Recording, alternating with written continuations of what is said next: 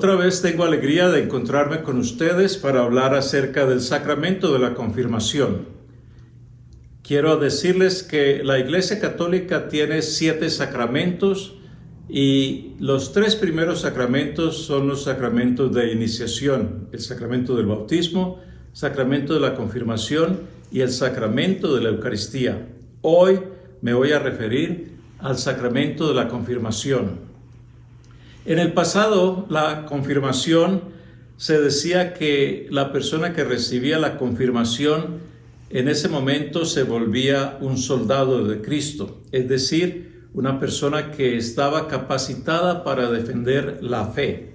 La palabra confirmación precisamente quiere decir eso, que la persona que se acerca a recibir este sacramento está dispuesto a confirmar que es creyente, que es cristiano, que es católico, que es hijo de Dios, que cuida los mandamientos, que trata de vivir en su vida el amor y la justicia de nuestro Señor Jesucristo.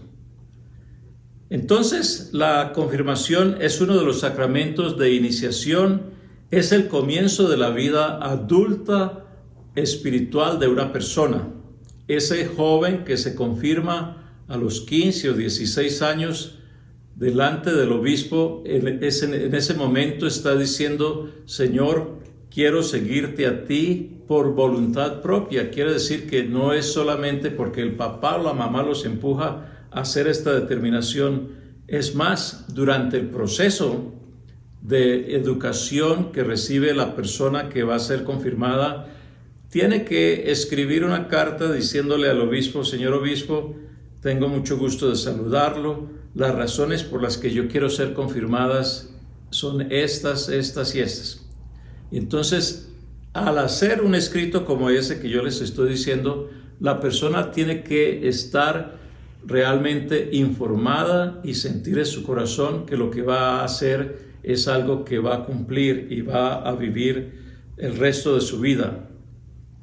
Entonces, la confirmación es aceptar la responsabilidad de que un día fue bautizado, que en ese bautismo recibió la paternidad de nuestro Padre Dios en el cielo, que por otro lado se convirtió en miembro de la Iglesia y, como digo yo, hermano de Jesucristo.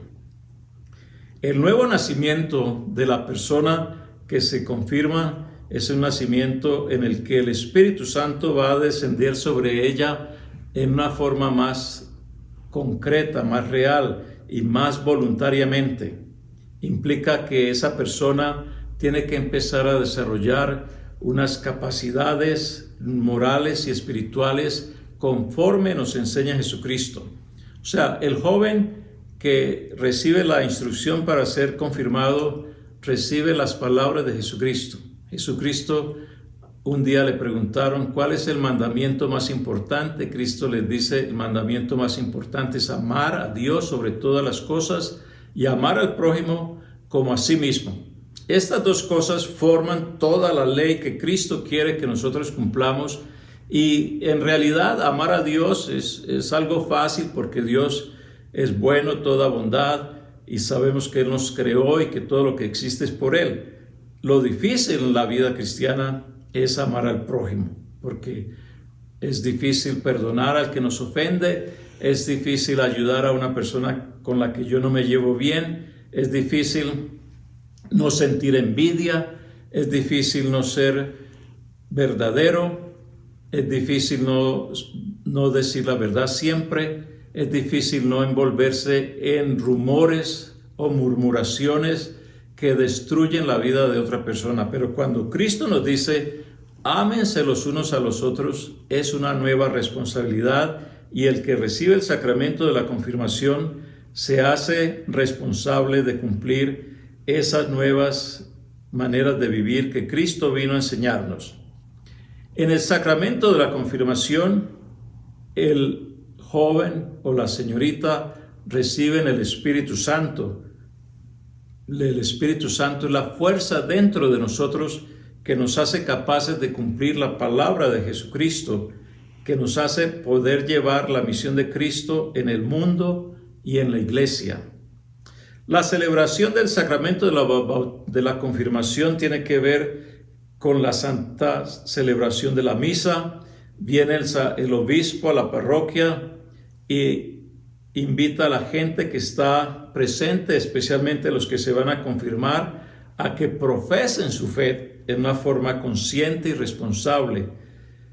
Este sacramento, como dije hace un momento, se realiza durante la misa.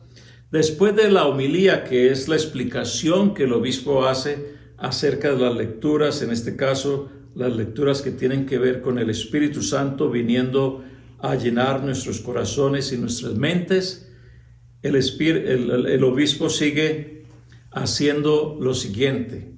Él hace una oración en la que invoca la presencia del Espíritu Santo específicamente en ese momento para que los que están recibiendo el sacramento reciban esa infusión, esa penetración del Espíritu Santo en sus mentes y en sus corazones.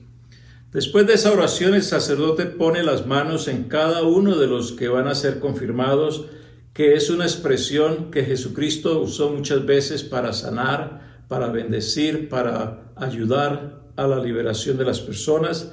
Poniendo las manos encima de él, Cristo pedía la presencia del Espíritu Santo sobre la persona para que la persona recibiera los beneficios espirituales y físicos y corporales que pudiera tener.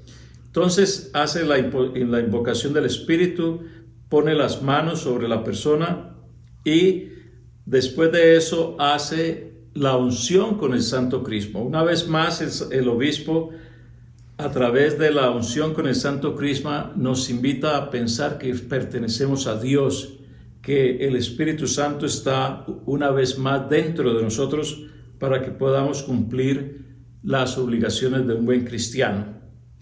Al final, el saludo de la paz es un acto en el que el obispo le dice: la paz sea contigo, y el que está recibiendo la confirmación dice: y contigo, significa la unidad de este nuevo confirmado o confirmada con su obispo y con toda la iglesia.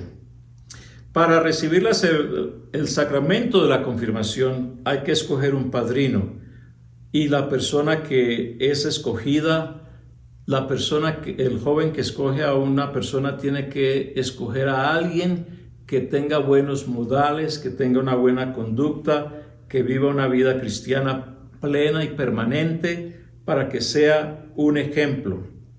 Es más, dentro de la tradición cristiana, católica, hispana, el padrino significa que es como un segundo padre. O sea, este padrino de la confirmación, al ser llamado a ser padrino en esa confirmación, está llamado a ser la persona que es capaz de decirle al joven: ¿sabes qué? Creo que no estás viviendo tu vida exactamente como Cristo quiere que la vivas. Necesitas volver a la iglesia, necesitas vivir de esta manera, de acuerdo con las palabras de Cristo.